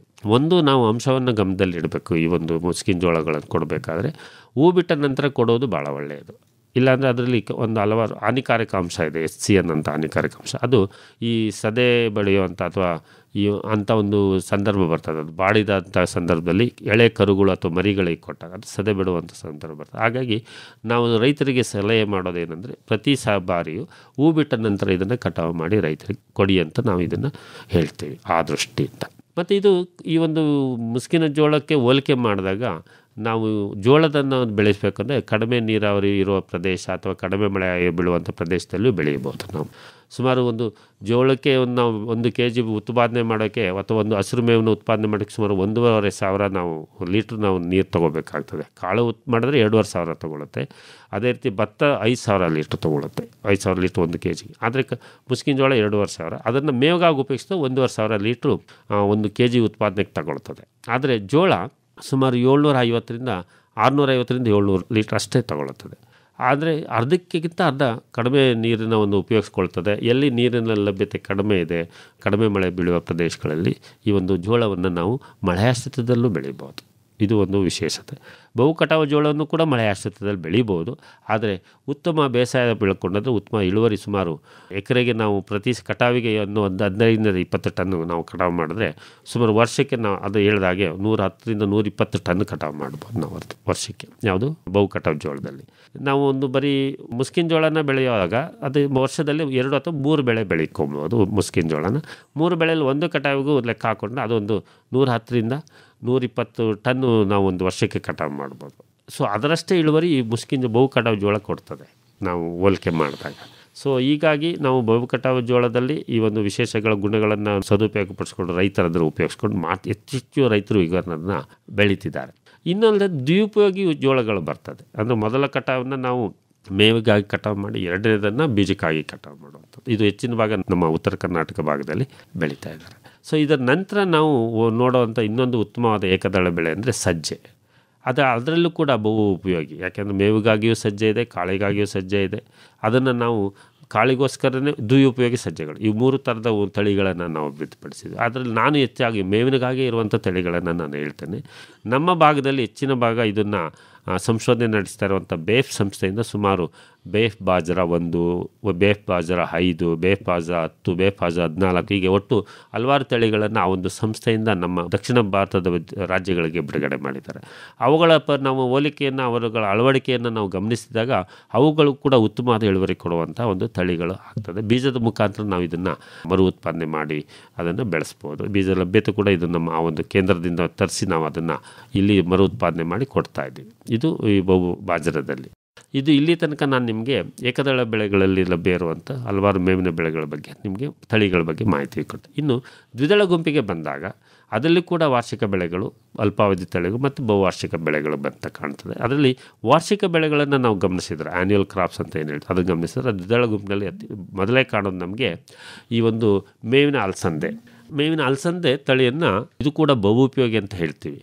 ಈ ಯಾಕಪ್ಪ ಬಹು ಉಪಯೋಗಿ ಅಂತೀವಿ ಅಂದರೆ ಅಲಸಂದೆಯನ್ನು ನಾವು ಇವತ್ತು ಕಾಳಿಗೋಸ್ಕರ ಬೆಳಿತೀವಿ, ತೊಟ್ಟಿಗೋಸ್ಕರನೂ ಬೆಳಿತೀವಿ, ಮತ್ತು ಅದೇ ರೀತಿ ಮೇವಿಗಾಗಿ ಕೂಡ ಬೆಳಿತೀವಿ. ಈಗ ಇದರಲ್ಲಿ ನಾವು ತಳಿಗಳನ್ನು ಅದೇ ರೀತಿ ಕಾಳಿಗಾಗಿ, ಮೇವಿಗಾಗಿ ಮತ್ತು ಆದರೆ ಇದು ಮುಖ್ಯವಾಗಿ ನಾನು ನಿಮಗೆ ಮೇವಿಗಾಗಿ ಅಭಿವೃದ್ಧಿಪಡಿಸುವಂಥ ನಮ್ಮ ಮಂಡ್ಯ ಸಂಶೋಧನಾ ಕೇಂದ್ರ, ಮಂಡ್ಯದಲ್ಲಿರುವಂಥ ಮೇವು ಬೆಳೆ ವಿಭಾಗ ಇಡೀ ರಾಷ್ಟ್ರದಲ್ಲೇ ಹೆಚ್ಚು ಪ್ರಸಿದ್ಧವಾಗಿದೆ. ಯಾಕೆಂದರೆ ಇದು ಸುಮಾರು 4 ತಳಿಗಳನ್ನು ಅಲಸಂದೆಯಲ್ಲಿ ನಾವು ಮೇವಿಗಾಗಿಯೇ ಬಿಡುಗಡೆ ಮಾಡಿದ್ವಿ. ಅದರಲ್ಲಿ ಮೊದಲನೇದಾಗಿ MFC 08-14 ಅಂತ, MFC 09-1, MFC 09-3 ಮತ್ತು ಇತ್ತೀಚೆಗೆ ಬಿಡುಗಡೆಗೆಲ್ಲ ಸಿದ್ಧವಿರೋದು MFC 18-10. ಈ ಎಲ್ಲ ಮೇವಿನ ಅಲಸಂದೆ ತಳಿಗಳು ನಮ್ಮ ಕೃಷಿ ವಿಶ್ವವಿದ್ಯಾಲಯದ ಅಡಿಯಲ್ಲಿ ಬರುವಂಥ ವಲಯ ಕೃಷಿ ಸಂಶೋಧನಾ ಕೇಂದ್ರ ಮೇವು ಬೆಳೆ ವಿಭಾಗದಿಂದ ಅಭಿವೃದ್ಧಿಪಡಿಸಿ ಇಡೀ ರಾಷ್ಟ್ರಕ್ಕೆ ನಾವು ಸಮರ್ಪಿಸಿದ್ದೇವೆ. ಇವುಗಳ ವಿಶೇಷ ಏನಂದರೆ ಇದು ಉತ್ಕೃಷ್ಟವಾದ ಮೇವಿನ ಬೆಳೆಗಳು. ಯಾಕೆಂದರೆ ಹೆಚ್ಚು ಎಲೆಕಾಂಡ ಅಂಶ ಜೊತೆಗೆ ಹೆಚ್ಚು ಕಚ್ಚಾ ಸಸಾರಜನಕ ಅಂದರೆ ಪ್ರೋಟೀನ್ ಅಂಶವನ್ನು ನಾವು ದ್ವಿದಳ ಬೆಳೆಗಳಲ್ಲಿ ಕಾಣ್ತೀವಿ. ಇದರಲ್ಲಿ ಸುಮಾರು 18-22% ತನಕ ಪ್ರೋಟೀನ್ ಲಭ್ಯತೆ ಇದೆ. ಸೊ ಹಾಗಾಗಿ ಈ ಒಂದು ಬೆಳೆಗಳಲ್ಲಿ ನಾವು ಆ ಒಂದು ತಳಿಗಳನ್ನು ನಾವು ಅಭಿವೃದ್ಧಿಪಡಿಸಿ ಅದರ ತಳಿಗಳ ಲಭ್ಯತೆಯೂ ಕೂಡ ನಾವು ಇಲ್ಲಿ ಕಾಪಾಡಿಕೊಂಡಿದ್ದೀವಿ. ನಮ್ಮ ಒಂದು ಕೃಷಿ ವಿಶ್ವವಿದ್ಯಾಲಯದ ಒಂದು ಬೀಜೋತ್ಪಾದನಾ ಘಟಕದ ಮುಖಾಂತರ ಈ ಎಲ್ಲ 4 ತಳಿಗಳ ಬೀಜದ ಲಭ್ಯತೆಯನ್ನು ನಾವು ಖಾತ್ರಿಪಡಿಸಿದ್ದೇವೆ. ಇದರ ನಂತರ ಇನ್ನೊಂದು ಹೆಚ್ಚಿನ ಉಪಯೋಗಕ್ಕೆ ಬರುವಂಥ ಮೇವಿನ ಅವರೇನಲ್ಲಿ ನಮ್ಮಲ್ಲೇ ರಾಷ್ಟ್ರದಲ್ಲಿ ಮೊದಲ ಬಾರಿಗೆ ಮೇವನ್ನು ನಾವು ಕಾಯಿಗಾಗಿ ಉಪಯೋಗಿಸ್ತೇವೆ, ಹಸಿರು ಕಾಳಿಗಾಗಿ ಉಪಯೋಗಿಸ್ತೇವೆ ಅಥವಾ ಒಣಕಾಳಿಗಾಗಿ ಉಪಯೋಗಿಸ್ತೇವೆ. ಆದರೆ ಇವತ್ತು ನಾವು ಮೇವಿಗಾಗಿಯೇ ಅಭಿವೃದ್ಧಿಪಡಿಸಿ ಒಂದು 4 ತಳಿಗಳನ್ನು ನಾವು ಅಭಿವೃದ್ಧಿಪಡಿಸಿ ಬಿಡುಗಡೆಗೆ ಸಿದ್ಧ ಮಾಡಿದ್ದೇವೆ ನಮ್ಮ ಮಂಡ್ಯ ಕೇಂದ್ರ. ಅದು ಮೇವಿನ ಅಲಸಂದೆಗಿಂತ 1.5 ಪಟ್ಟು ಅಥವಾ 2 ಪಟ್ಟು ಹೆಚ್ಚು ಮೇವಿನ ಇಳುವರಿ ಕೊಡುವಂಥ ಬೆಳೆಯಾಗಿದೆ. ಮತ್ತು ತಳಿಗಳು ಕೂಡ ಅದೇ ರೀತಿ, ಏಕೆಂದರೆ ಅದು ನಿರ್ದಿಷ್ಟ ಬೆಳವಣಿಗೆದು ಇರ್ತದೆ, ಅನಿರ್ದಿಷ್ಟ ಬೆಳವಣಿಗೆ 2 ಗುಂಪಿನಲ್ಲಿ ಇರುವಂಥದ್ದು ಇದು ಇರ್ತದೆ. ಇದು ಅನಿರ್ದಿಷ್ಟ ಬೆಳವಣಿಗೆ ಇರುವಂಥ ಹೊಲದಲ್ಲೂ ಮಳೆಯಾಶ್ರಿತ ಬೆಳೆಯದಲ್ಲೂ ಬೆಳೀಬಹುದಾದಂಥ, ಚಳಿಯನ್ನು ತಡ್ಕೋಬೋದಂಥ ಎಲ್ಲ ಹಲವಾರು ಆಕರ್ಷಕ ಗುಣಗಳು ಹೊಂದಿರೋದ್ರಿಂದ ನಾವು ಕೂಡ ಇವತ್ತು ನಮ್ಮ ಒಂದು ದಕ್ಷಿಣ ಕರ್ನಾಟಕ ಭಾಗದಲ್ಲಿ ಇದನ್ನು ಅಭಿವೃದ್ಧಿಪಡಿಸಿ ಬಿಡುಗಡೆ ಕೊಡ್ತಾ ಇದ್ವಿ. ಇದಲ್ಲದೆ ಇನ್ನು ಬಹುವಾರ್ಷಿಕದಲ್ಲಿ ಬರುವಂಥ 2 ಮುಖ್ಯವಾದ ದ್ವಿದಳ ಗುಂಪಿಗೆ ಬೆಳೆ, ಅದು ಕುದುರೆ ಮಸಾಲೆ ಅಥವಾ ಕುದುರೆ ಮೆಂತ್ಯ, ಇನ್ನೊಂದು ಬೇಲಿ ಮೆಂತ್ಯ ಅಂತ. ಇವು ಬಹುವಾರ್ಷಿಕ ಗುಂಪಿನಲ್ಲಿ ಬರುವಂಥದ್ದು. ಇವೆರಡೂ ಕೂಡ ಅತಿ ಹೆಚ್ಚು ಕಚ್ಚಾ ಸಸಾರಜನಕ ಅಥವಾ ಪ್ರೋಟೀನ್ ಜಾಸ್ತಿ ಇರುವಂಥದ್ದು ಮತ್ತು ಬಹುವಾರ್ಷಿಕ ಬೆಳೆಗಳಲ್ಲಿ ಅಂತರ ಬೆಳೆಗಾಗಿ ಬೆಳೆಯಲು ಸೂಕ್ತವಾಗಿರುವಂಥ ಬಹುವಾರ್ಷಿಕ ದ್ವಿದಳ ಬೆಳೆಗಳು. ಈ ಬೆಳೆಗಳು ಕೂಡ ನಮ್ಮಲ್ಲಿ ಹಲವಾರು ತಳಿಗಳಿದ್ದಾವೆ. ಅದರಲ್ಲಿ RL88 ಅಂತ ಒಂದು ತಳಿ ಇದೆ. ಇದನ್ನು ನಾವು ಅದರಲ್ಲಿ ಈ ನಮ್ಮ ಭಾಗದಲ್ಲಿ ಉತ್ತಮವಾಗಿರೋದ್ರಿಂದ ಅದನ್ನು ನಾವು ಪ್ರಚಾರ ಪಡಿಸ್ತಿದ್ವಿ. ಇದಲ್ಲದೆ ಚಳಿಗಾಲದಲ್ಲೇ ಸೂಕ್ತವಾಗಿ ಇರುವಂಥ ಬೆಳೆಗಳು ಮತ್ತು ತಳಿಗಳಿದ್ದಾವೆ. ಚಳಿಗಾಲಕ್ಕೆ ಸೂಕ್ತವಾಗಿ ಅಕ್ಟೋಬರ್-ನವಂಬರ್ ತಿಂಗಳಿನಲ್ಲಿ ನಾವು ಬಿತ್ತನೆ ಮಾಡಬೇಕು ಅಥವಾ ಕಬ್ಬಿನ ಕಟಾವು ನಂತರ ನಾವು ಮಾಡುವಂಥ ಸಂದರ್ಭ ಬಂದಾಗ ಅದರಲ್ಲಿ ಚಳಿಗಾಲಕ್ಕೆ ಜವೆ ಗೋಧಿ ಅಥವಾ ತೋಕೆ ಗೋಧಿ ಅಂತ ಏನು ಹೇಳ್ತೀವಿ, ತೋಕೆ ಗೋಧಿ ಇವತ್ತು ಹೆಚ್ಚು ಪ್ರಚಲಿತವಾಗ್ತಾ ಇದೆ. ಚಳಿಗಾಲದಲ್ಲಿ ಬರುವಂಥ ಏಕದಳ ಬೆಳೆಯಾಗಿ ಅತಿ ಶೀಘ್ರವಾಗಿ ಬೆಳೆಯುವಂಥ ಒಂದು ಗುಣ ಹೊಂದಿರುವಂಥ ತಳಿ. ಇದಲ್ಲದೆ ಇನ್ನೊಂದು ನಿಮಗೆ ಚಳಿಗಾಲದಲ್ಲಿ ಬರೋದಂದರೆ ಕುದುರೆ ಮೆಂತ್ಯ ಅಥವಾ ಕುದುರೆ ಮಸಾಲೆ. ನಾವು ಬೇಲಿ ಮೆಂತ್ಯ, ಕುದುರೆ ಮೆಂತ್ಯ ಎರಡನ್ನ ಒಂದು ವ್ಯತ್ಯಾಸಗಳನ್ನು ನಾವು ಇಲ್ಲಿ ಹೇಳೋದಾದರೆ, ಬೇಲಿ ಮೆಂತ್ಯ ನಮ್ಮ ಒಂದು ಉಷ್ಣವಲಯ ಪ್ರದೇಶದಲ್ಲಿ ಭಾಳ ಹೆಚ್ಚು ಬೆಳೆಯುವಂಥ ಆಗ್ತದೆ. ಆದರೆ ಕುದುರೆ ಮೆಂತ್ಯ ಬರೀ ಚಳಿಗಾಲದಲ್ಲಿ ಮಾತ್ರ ನಾವು ಅದನ್ನು ಹೆಚ್ಚು ದೃಷ್ಟಿಯಾಗಿರುವಂಥದ್ದು ಕಾಣ್ತೇವೆ. ಸೊ ಒಟ್ಟಾರೆಯಾಗಿ ಎಲ್ಲ ಬೆಳೆಗಳು ಮತ್ತು ಅವುಗಳ ತಳಿಗಳು ನಮ್ಮ ಒಂದು ಮೇವಿನ ಒಂದು ಗುಣಮಟ್ಟ ಮತ್ತು ಉತ್ಪಾದನೆ ಇವೆಲ್ಲವನ್ನು ಹೆಚ್ಚು ಮಾಡಿ ಇತ್ತೀಚೆಗೆ ಬಿಡುಗಡೆ ಮಾಡಿದಂಥ ಹಲವಾರು ತಳಿಗಳನ್ನು ರೈತರು ಆಯ್ಕೆ ಮಾಡ್ಕೊಂಡು ಬೆಳೆಯಬಹುದಾಗಿದೆ. ಸೊ ಈ ದೃಷ್ಟಿಯಿಂದ ನಾವು ನಮ್ಮ ಕೃಷಿ ಸಂಶೋಧನಾ ಕೇಂದ್ರ ಕರ್ನಾಟಕದಲ್ಲಿ 2 ಕೇಂದ್ರಗಳನ್ನು ನಾವು ಇದರಲ್ಲಿ ಸಂಶೋಧನೆಯಲ್ಲಿ ತೊಡಗಿಸ್ಕೊಂಡಿದ್ದೀವಿ. ಒಂದು ಧಾರವಾಡದಲ್ಲಿರುವಂಥ ಕೇಂದ್ರ, ಅದು ಅಖಿಲ ಭಾರತ ಒಂದು ಕೋಆರ್ಡಿನೇಟೆಡ್ ರಿಸರ್ಚ್ ಪ್ರಾಜೆಕ್ಟ್ ಅಂತ ಹೇಳ್ತೀವಿ, ಆ ಒಂದು ಇದರಲ್ಲಿ ವರ್ಕ್ ಮಾಡ್ತಾ ಇದೆ. ನಾವು ದಕ್ಷಿಣ ಕರ್ನಾಟಕಕ್ಕೆ ನಾವು ಮಂಡ್ಯದಲ್ಲಿರುವಂಥ ಮೇವು ಬೆಳೆ ವಿಭಾಗ ಈ ಒಂದು ಹೆಚ್ಚು ತಾಂತ್ರಿಕತೆಗಳನ್ನು, ತಳಿಗಳನ್ನು ಅಭಿವೃದ್ಧಿಪಡಿಸುವಂಥ ಕಾರ್ಯದಲ್ಲಿ ತೊಡಗಿಕೊಂಡು ನಾವು ಇದರಲ್ಲಿ ಸಫಲತೆಯನ್ನು ಕಂಡಿದ್ದೇವೆ. ಬಹುತೇಕ ನಿಮ್ಮಲ್ಲಿ ಈ ಎಲ್ಲ ಬೆಳೆಗಳ ಬಿತ್ತನೆಯೂ ಕೂಡ ಲಭ್ಯ ಇದೆಯಾ? ಈ ಒಂದು ಎಲ್ಲ ಬೆಳೆಗಳು ಕೆಲವನ್ನ ಬಿತ್ತನೆ ಬಾರದಿರುವಂಥದ್ದನ್ನು ಕಾಂಡಗಳ ಮುಖಾಂತರ ನಾವು ರೈತರಿಗೆ ಕೊಡುವಂಥ ವ್ಯವಸ್ಥೆ ಮಾಡಿದ್ದೇವೆ. ಬಿತ್ತನೆಗಳನ್ನು ನಮ್ಮ ಹಲವಾರು ಈ ಉದ್ಯಮಿಗಳು ಇದೇ ಒಂದು ಉದ್ಯಮಗಳನ್ನು ಬೀಜೋತ್ಪಾದನೆಯಲ್ಲಿ ತೊಡಗಿಕೊಂಡಿದ್ದಾರೆ. ಅವುಗಳ ಸಂಘಟಿತ ಒಂದು ನೆಟ್ವರ್ಕ್ ಅಂತ ಏನು ಹೇಳ್ತೀವಿ, ಅದರ ಮುಖಾಂತರ ರೈತರಿಗೆ ಕೊಡುವಂಥ ಒಂದು ವ್ಯವಸ್ಥೆ ಮಾಡ್ತಾ ಇದ್ದೀವಿ. ಈ ಒಂದು ಯುವ ರೈತರು ಆ ಒಂದು ಬೀಜೋತ್ಪಾದನೆಯಲ್ಲಿ ತೊಡಗಿಕೊಂಡಿದ್ದಾರೆ. ಈ ತುಮಕೂರಿನಲ್ಲಿ ಒಬ್ಬರು ಇರುವಂಥ ಶರತ್ ಇರ್ಬೋದು, ಸಂತೋಷ್ ಅಂತ ಹುಬ್ಳಿನಲ್ಲಿ ಮಾಡ್ತಾರೆ. ಇವರೆಲ್ಲ ಪ್ರೊಫೆಷ್ನಲ್ ಸೀಡ್ ಪ್ರೊಡಕ್ಷನ್ ಮಾಡ್ಕೊಂಡು ಅವರು ಹೆಚ್ಚು ಬೀಜೋತ್ಪಾದನೆ ಮಾಡಿ ಇವುಗಳ ಮೇವಿನ ಬೆಳೆಗಳಲ್ಲೇ ಅವರು ಹೆಚ್ಚು ಪ್ರಸಿದ್ಧಿಯಾಗಿದ್ದಾರೆ. ಅವ್ರುಗಳನ್ನು ನಾವು ಅದನ್ನು ಸಂಪರ್ಕ ಕಲ್ಪಿಸಿ ಅವರಿಂದ ಬೀಜ ಲಭ್ಯತೆಯನ್ನು ಕೂಡ ನಾವು ನೋಡ್ತಾ ಇದ್ದೀವಿ, ಕಾಪಾಡಿಕೊಂಡು. ರೇಷ್ಮೆ ಕೃಷಿ ತಾಂತ್ರಿಕತೆಗಳನ್ನು ಕುರಿತ ಬಾನುಲಿ ಸರಣಿ ಪ್ರತಿ ಮಂಗಳವಾರ ಸಂಜೆ 6:50 ಕೃಷಿ ರಂಗದಲ್ಲಿ ಪ್ರಸಾರವಾಗುತ್ತಿದೆ. ರೇಷ್ಮೆ ಐಸಿರಿ ಬೆಳೆಯಲು ಕೃಷಿಕರ ಪಾಲಿಗೆ ಸಿರಿ ವೈಜ್ಞಾನಿಕ ರೇಷ್ಮೆ ಕುರಿತ ಸಂಪೂರ್ಣ ಮಾಹಿತಿ ನಿಮ್ಮ ಮನೆ ಬಾಗಿಲಿಗೆ ಬರುತ್ತಿದೆ. ವಿಜ್ಞಾನಿಗಳೊಂದಿಗೆ ಸಂವಾದ, ರೇಷ್ಮೆ ಕೃಷಿಕರ ಅನುಭವ, ನೇರ ಫೋನ್ ಇನ್ ಕಾರ್ಯಕ್ರಮಗಳು, ರೇಷ್ಮೆ ಕೃಷಿ ತರಬೇತಿ ಕಾರ್ಯಕ್ರಮಗಳು ಸರಣಿಯ ವಿಶೇಷ. ಹಿಪ್ಪು ನೇರಳೆ ಸೊಪ್ಪನ್ನು ತಿಂದು ಹೊನ್ನದಾರದ ಗೂಡನ್ನು ನೇಯ್ದು ರೈತನ ಆದಾಯ ಸುಸ್ಥಿರ ಮಾಡುವ ಕೌತುಕ ಬೆಳೆಯ ರೇಷ್ಮೆ ಐಸಿರಿ. ಉತ್ತಮ ಕೇಳುಗರಿಗೆ ಬಹುಮಾನವೂ ಉಂಟು. ತಪ್ಪದೆ ಆಲಿಸಿ, ಅಳವಡಿಸಿ. ಪ್ರತಿ ಮಂಗಳವಾರ ಸಂಜೆ 6:50 ಕೃಷಿ ರಂಗದಲ್ಲಿ ಪ್ರಸಾರವಾಗುತ್ತಿದೆ ರೇಷ್ಮೆ ಕೃಷಿ ತಾಂತ್ರಿಕತೆಗಳನ್ನು ಕುರಿತ ಬಾನುಲಿ ಸರಣಿ ರೇಷ್ಮೆ ಐಸಿರಿ. ಹಸಿರು ಹೊನ್ನಿದು ಮಣ್ಣಲ್ಲಿ ಬೆಳೆಯುವ ಬಂಗಾರ, ಉಡಿಗೆ ತೊಡಿಗೆಗೆ ಸಂಪ್ರದಾಯದ ಶೃಂಗಾರ. ಹೆಚ್ಚಿನ ಮಾಹಿತಿಯನ್ನು ತಮ್ಮಿಂದಲೇ ನೇರವಾಗಿ ಪಡಿಬೇಕು ಅಂತಾದರೆ ಖಂಡಿತ ಮಹಾದೇವ್ ಅವರೇ, ಸಂಪರ್ಕಕ್ಕಾಗಿ ತಮ್ಮ ಮೊಬೈಲ್ ಸಂಖ್ಯೆಯನ್ನು ಕನ್ನಡದಲ್ಲಿ ಹೇಳ್ಬೋದಾ? ಖಂಡಿತ. ನನ್ನ ಮೊಬೈಲ್ ಸಂಖ್ಯೆ 9944526333. ನಿಧಾನವಾಗಿ ಇನ್ನೊಂದು ಸರಿ 9944526333. ಇನ್ನೂ ಒಂದು ಸರಿ ಹೇಳ್ಬಿಡಿ. 9944526333. ಒಳ್ಳೆಯದು ಡಾಕ್ಟರ್ ಮಹಾದೇವ್ ಅವರೇ, ಇದುವರೆಗೂ ವಿವಿಧ ಮೇವಿನ ಬೆಳೆಗಳು, ಅದರ ಸುಧಾರಿತ ತಳಿಗಳು, ಈ ಬಗ್ಗೆ ಬಹಳ ಸೊಗಸಾಗಿ ಮಾಹಿತಿಯನ್ನು ನೀಡಿದ್ರಿ. ವಂದನೆಗಳು, ನಮಸ್ಕಾರ. ಧನ್ಯವಾದಗಳು ಕೇಶಮೂರ್ತಿಗಳು. ತಮಗೂ ಹೊಸ ವರ್ಷದ ಶುಭಾಶಯಗಳು. ಆಕಾಶ ನಕ್ಷತ್ರ ನದಿ ಬೆಟ್ಟ ಗುಡ್ಡ ತಲೆ ಎತ್ತಿ ನೋಡದಿರೆ ನೀ ಶತದಡ್ಡ ಪಕ್ಷಿಗಳ ಕಲರವ ನೀ ಆಲಿಸು, ಪ್ರಕೃತಿ ಮೌನವನಿ ಧ್ಯಾನಿಸು.